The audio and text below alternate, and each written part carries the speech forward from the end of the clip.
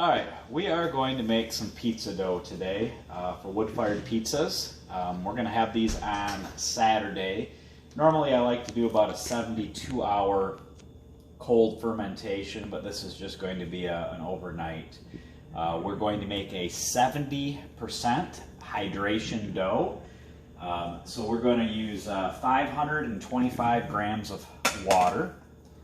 And this is just good old Hemlock tap well water, nothing special about it.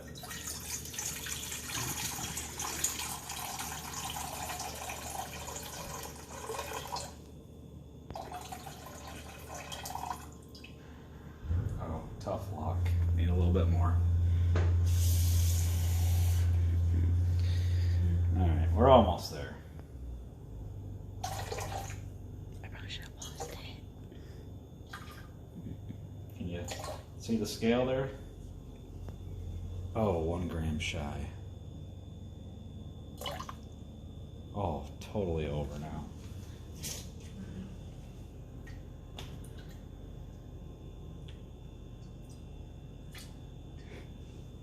I probably should pause it at this point. You don't have to pause it. Close enough. Alright, so what I like to do after I get my water in there is put my yeast in. I keep my yeast in the freezer. One of these jars lasts me several months. Yeast is tough to find right now. So I only use 1 gram of yeast. My scale doesn't measure down any lower than 1 gram. This is going to be a little smaller batch than I normally make. But we're still going to use 1 gram because, like I said, it's all the lower I can measure. And there we go, 1 gram of yeast. Go ahead and get a shot of what that looks like in there. So it's just a little sprinkling, that's all it is. Yep. We're going to use a KitchenAid. This is the Professional 600. It works okay for this. It's a little underpowered, it gets kind of hot, especially if you go with like a 62% hydration, or if you try to make a larger batch.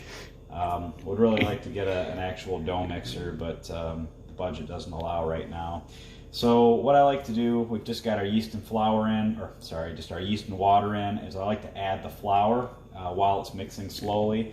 So I just put it at stir, which is the lowest set point. Have my flour on my scale.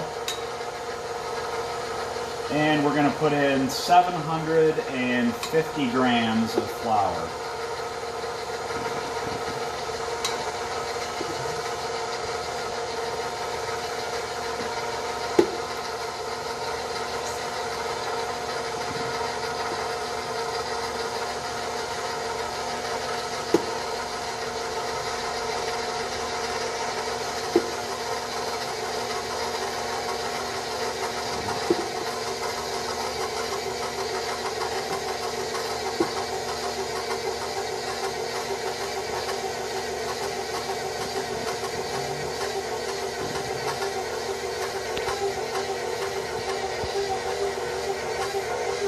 Okay, you see here, 750 grams of flour. We're going to go ahead and go up to setting 2 on the KitchenAid.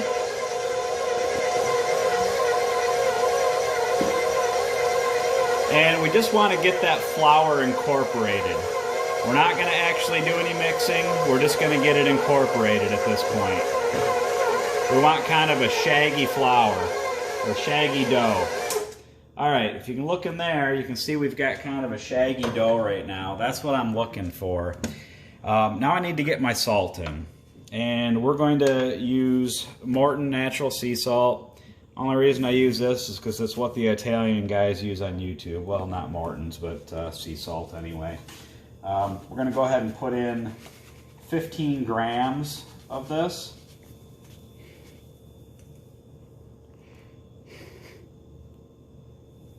And I found that if I put it in later, after I've already formed a dough ball, it doesn't mix in as well.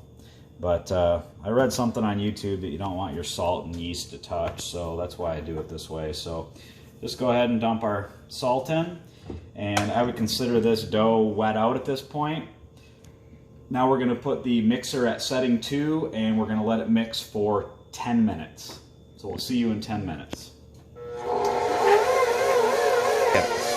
Okay, our 10-minute timer's gone off. This is what the dough looks like. Again, this is 70% hydration dough. This is about the highest hydration dough that I have talent to work with. 62% is really easy to work with. 65% is pretty easy to work with. 70% is fairly difficult to work with. But as far as the dough goes, a 62% will give you a very tight cell. So if you look at the crust, it'll be a very tight cell crust. 65 will kind of be in the middle, as you would guess. And 70% is going to be a very light and airy and bubbly crust, so a very delicate, delicate bite. So at this point, what I do is let the dough rest for a couple of hours. So this dough is sticky as all get out, so a little olive oil on my fingers here to slide the dough hook out. And then we're going to put just a little bit of olive oil in here, and we're going to get our dough lifted out of here just like this. And I just kind of fold this dough under, kind of tighten it up. This is kind of how the pizza guys will make a dough ball, but I'm just doing it just to kind of get it in a shape here. And roll it around in here a little bit to get it all covered with a little bit of olive oil. And that's the way she looks. I'll cover it with some saran wrap, and we'll let it sit for 2 to 3 hours, and we'll be back.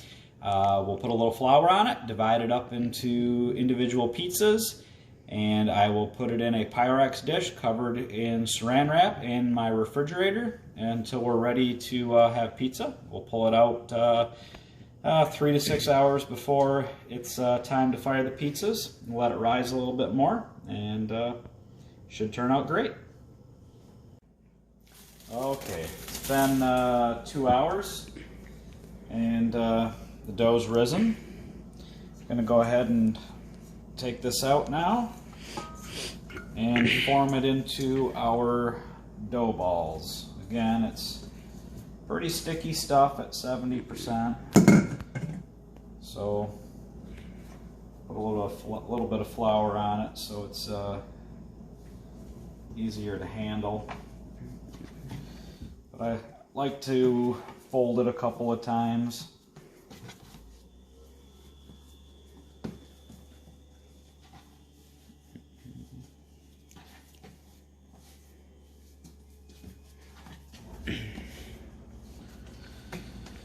And we're going to go for small individual pizzas. That's what my kids really like. Used to do like 14-inch pizzas. Kids aren't huge fans of those. They would rather have a little individual one. So we're going to go for a little over 200 grams.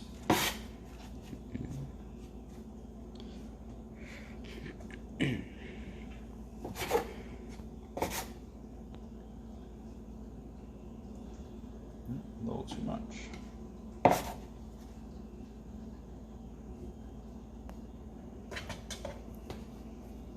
So after you have them weighed out, I just like to get a little bit of flour on them, and you just kind of roll them underneath until they become smooth on the top. And that's a dough ball. So we'll go ahead and put those in Pyrex, cover them with some saran wrap, and should end up with about 6 balls out of this batch. And we'll see you tomorrow when we actually turn these into pizzas. Pause. Yep. Okay, these are the 70% hydration dough balls. 1 day in the refrigerator, and then 3 hours at room temperature. Room temperature is about 76 degrees in the house right now. So we're going to go ahead and stretch these and turn them into pizza. Okay, here's 4 of the dough balls stretched out. These are supposed to be about a 10-inch pizza. See, we created a nice little border. And here's one getting ready to fire. Okay, so when I stretch the dough, I start off with the side that was up in the proofing bowl. Kind of push the air out towards the crust. Flip it over. Do the same thing. And then I'm going to go ahead and form the crust. Probably leave about a 3/8 inch border there. Then just kind of pick it up, and I really just let the weight of the dough do this. And now we're going to end up right side up again. So this is the side that was up in the proofing bowl. And we'll just go ahead and define that crust again so we don't end up with too much. And that's it. That's ready for toppings, and we'll give it one final stretch when it goes on the peel. Go ahead. Got it? Alright, so we've got a lightly floured peel. We grab the pizza underneath with our fingers, making sure we don't disrupt the crust. Put it on the peel, and you can give it kind of one last little stretch here to get this guy around.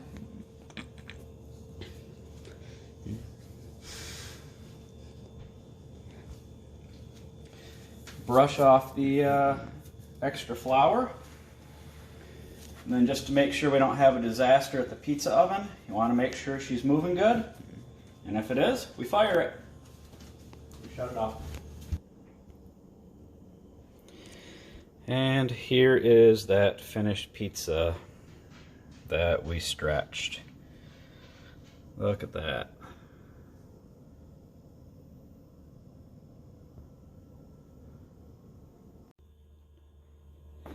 And here we have one of the nice finished pizzas.